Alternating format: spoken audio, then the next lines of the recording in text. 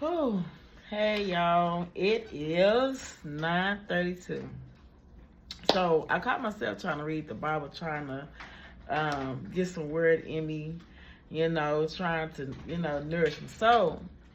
So whenever I read the Bible, it's always interesting. No, the stories are very interesting, and they are all supernatural. So anyway, this particular chapter I'm reading out of First King chapter 13, and the title of the chapter was "The Man of God from Judah." So to make the long story short, God has sent a man of God to Bethel to speak against this altar. Um, when he went there, he prophesied against the altar and cow. The altar had split in half. Do you hear me? And while the man of God was speaking to the altar, King Jeroboam, he tried to stop the man of God. And while he stretched out his hand has shriveled up. Y'all remember that hand? That hand on a scary movie? That man's hand has shriveled up like this. And then it is so crazy because the man of God, even though he killed his altar, the man hand that shriveled up, he blessed his hand. He made his hand go back. All he did was use what God has given us. He used his mouth. He spoke over King Jeroboam hand, and it went back to normal. Another instruction that the man of God was supposed to follow was after he brought death to that altar, he supposed to leave out the city and not come back the same way that he came in. So he tried. He left. The king tried to say, well, since you did, reward, just eat and drink with me. And he said no. He took off. So, who was it? An old prophet had came to him while he was on his way out of town, and he was like, he lied to the man of God and told him that the Lord had said to come eat and drink, and he did it, y'all. Oh my God, why did he do that? So after when he did it, he went on his way, y'all, and while he left, a lion came across him, y'all, and killed the man of God. Oh my God.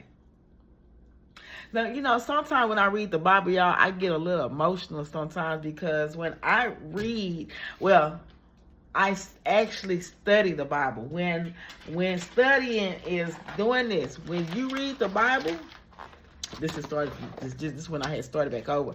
But I take notes, okay?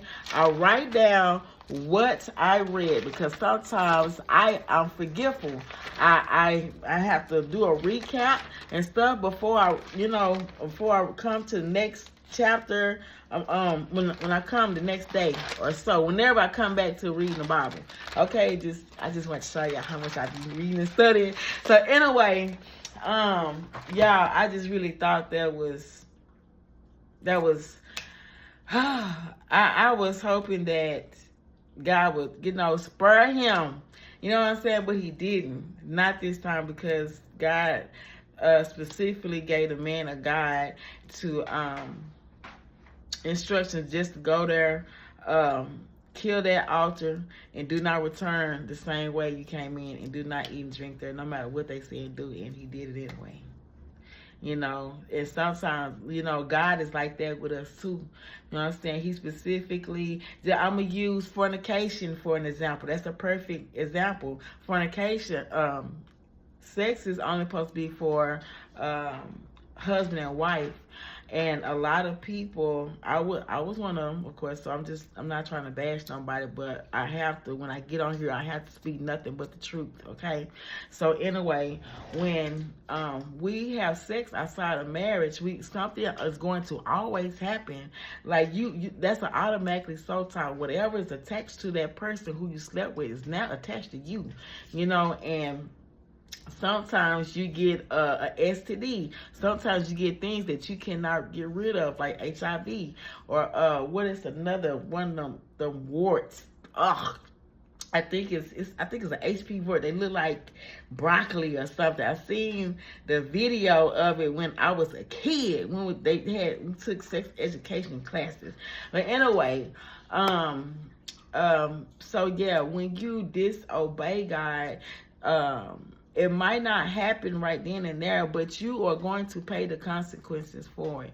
And then sometimes that's where grace come in at, y'all. And grace, he give us grace after when we sin because he love us. That doesn't mean that you deliberately keep on sinning. You know what I'm saying? Even though, and that's another thing, like God, we sometimes take advantage of God's love and his mercy and his grace when you shouldn't, because it's going to be there one day when their grace is going to run out. You hear me? So, but yeah, I just want to share that with y'all. I really thought that the story was very interesting, and man, I don't know. I just really thought the story was interesting. I just want to come on here and share. Okay, that's it for tonight, y'all. I'm not going to hold y'all. I'm finna finish reading, and then I'm finna eat. I have made some ribs, some baked beans, and some spinach, and then I'm gonna sprinkle some mozzarella cheese on there. That's gonna be so good.